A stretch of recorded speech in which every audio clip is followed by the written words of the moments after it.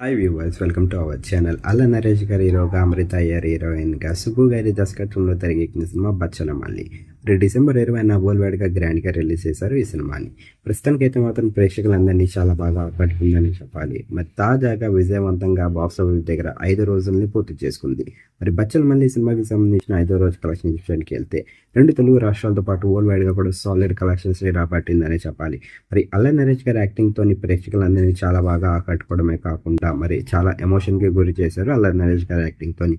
మరి ప్రస్తుతానికి 5వ రోజు 2 తెలుగు రాష్ట్రాలతో పాటు వరల్డ్ వైడ్గా కూడా 2.5 కోట్లని వసూలు చేశారు. మరి 2.5 కోట్లు అంటే తక్కువ కాదనే చెప్పాలి. మరి అల్ల నరేష్ గారికి బచ్చల మల్లి సినిమాతోని మరో బ్లాక్ బస్టర్ విజయం లభించిందనే చెప్పాలి.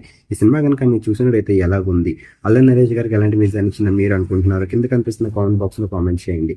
ప్రస్తుతానికైతే 5 రోజుల్ని విజయవంతంగా పూర్తి చేసుకున్న ఈ సినిమా మరో 2 రోజుల్లోనైతే మాత్రం మొదటి వారాన్ని విజయవంతంగా పూర్తి చేసుకోబోతుంది. మరి ఈ సినిమా కోసం మీరేటనుకుంటున్నారు? కింద కనిపిస్తున్న కామెంట్ బాక్స్లో కామెంట్ చేయండి.